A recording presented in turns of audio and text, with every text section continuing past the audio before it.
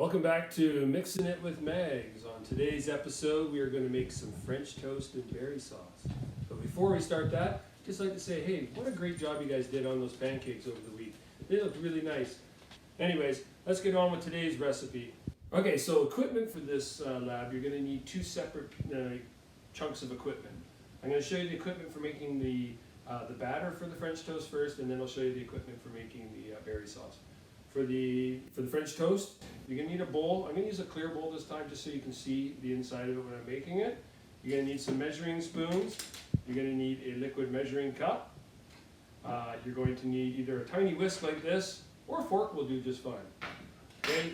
Of course, your flipper for flipping the toast in the frying pan, and behind me you can see I've got my frying pan here for you. For the berry sauce, you're going to need that liquid cup again.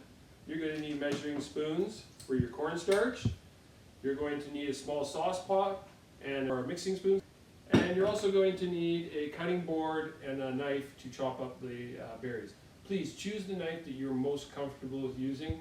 Okay? If it's just a little paring knife that you're going to use, that's fine. Or you can use something bigger if you're feeling comfortable with that as well.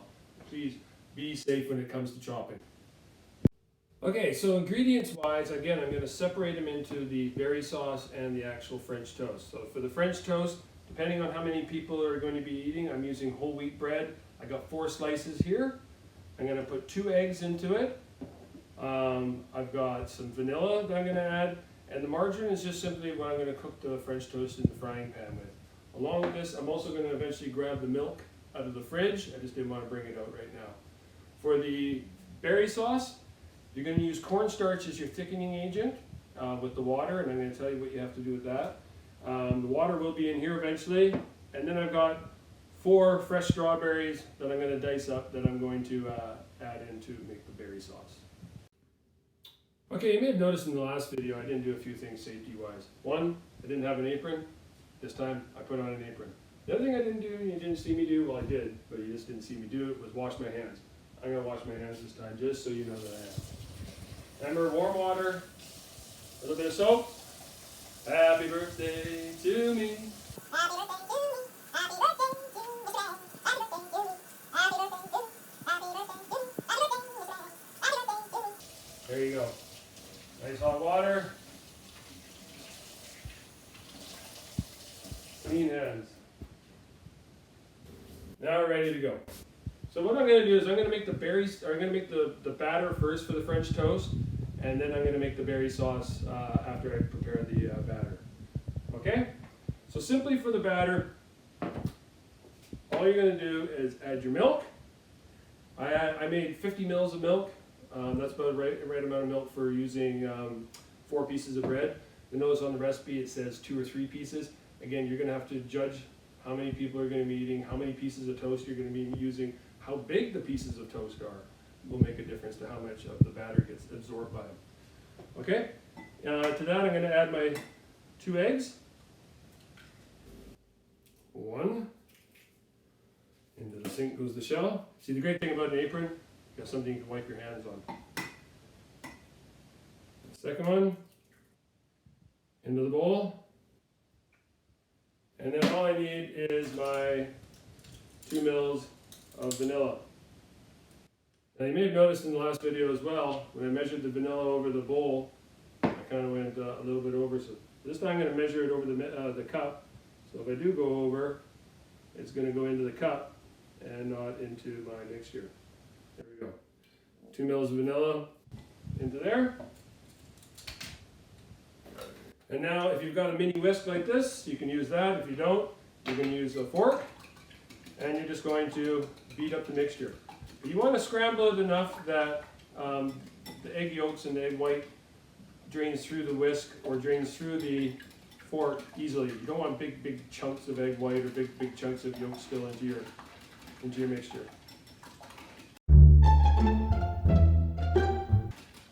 Again, you just test it by pulling it up, and if it all runs down pretty easily, then you're all pretty good. Then you can just set it aside. That's pretty darn good. There we go. Now for the strawberry sauce. Now you don't have to make strawberry sauce. You can use whatever fruit you have at home. Maybe not bananas, but Any sort of like soft fruit like blackberries, raspberries, strawberries, even frozen peach berries. Anything you've got in your freezer will work. Just need to chop it up into a little bit smaller pieces. If it's blueberries, it'll probably just mush up and reduce when you put it in the heat anyways. So let's talk about a little bit of knife safety. Okay, when we're chopping things, we want to make sure we try and keep things on a flat surface. So if you look at the strawberry the way it is here, it rolls around, right? But after I take the top off of it, I want to cut the strawberry in half. Then I can lay it down flat, and it's not going to move around on me anymore now when I'm cutting it.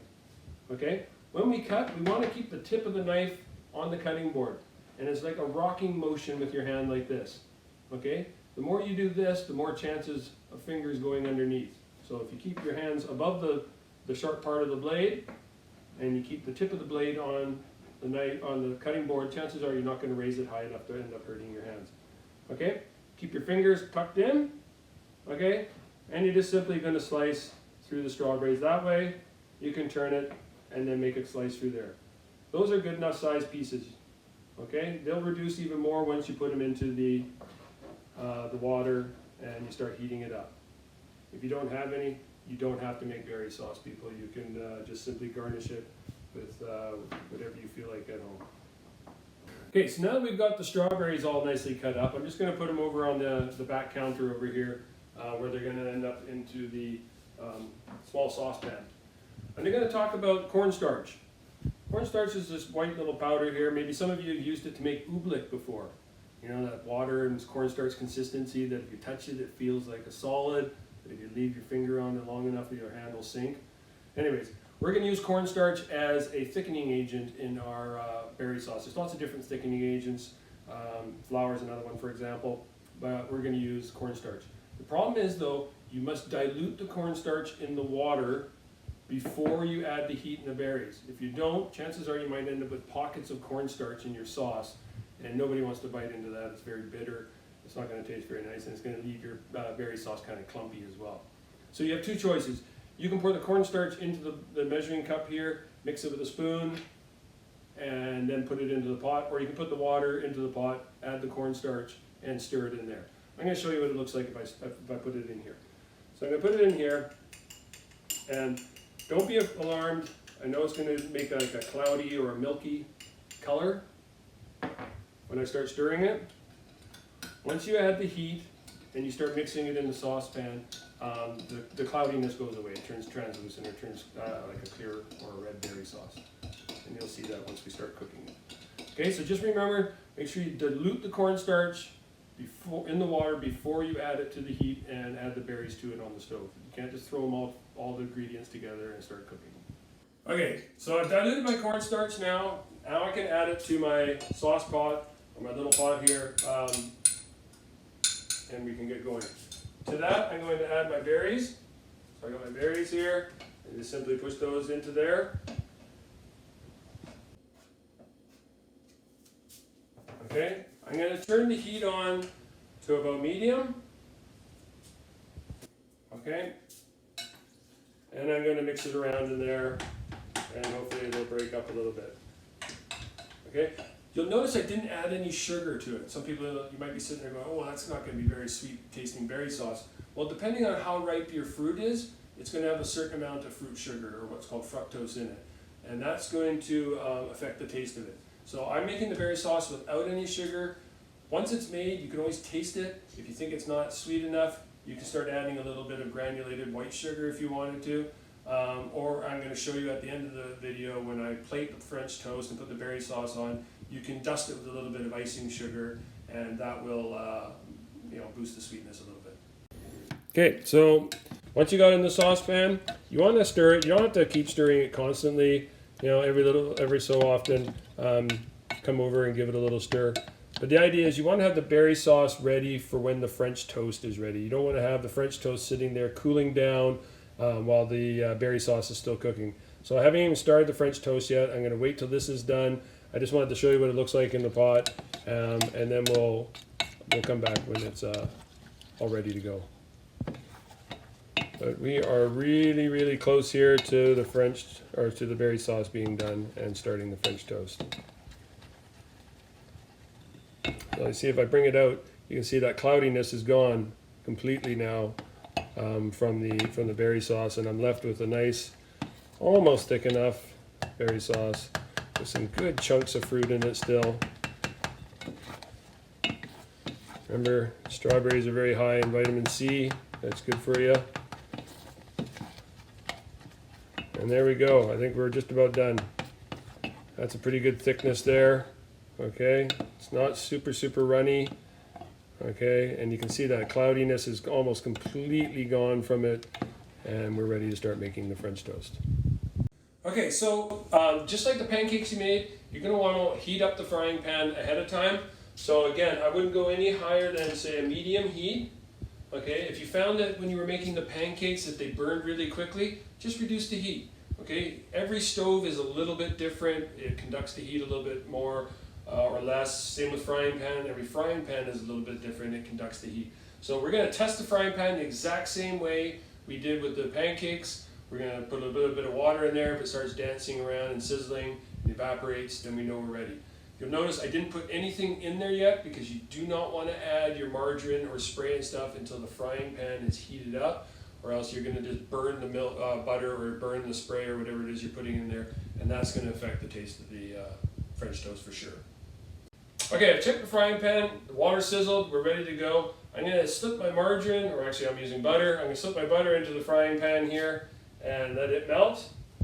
And then I'm going to show you my technique for putting the French toast in there. So once the butter's in there, start moving it around, and then once it's completely melted, you want to get that bread in there right away so that the butter doesn't have a chance to start burning to the bottom of the frying pan.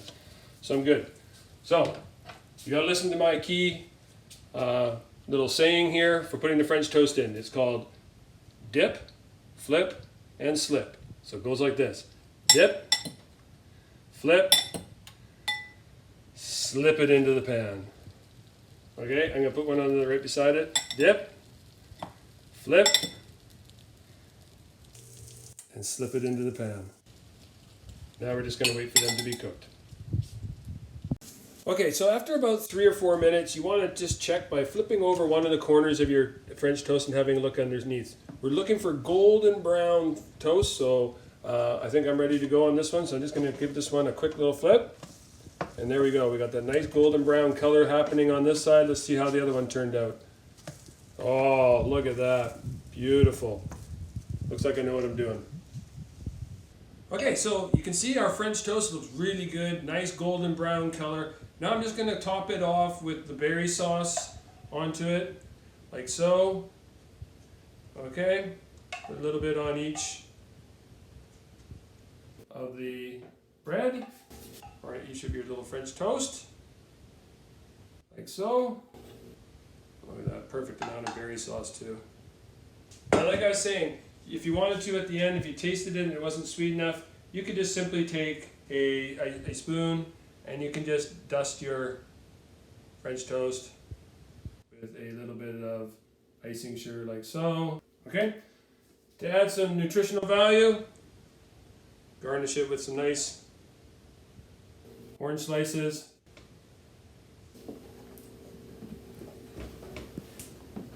And there you go. Bon appetit. French toast a la Mag style.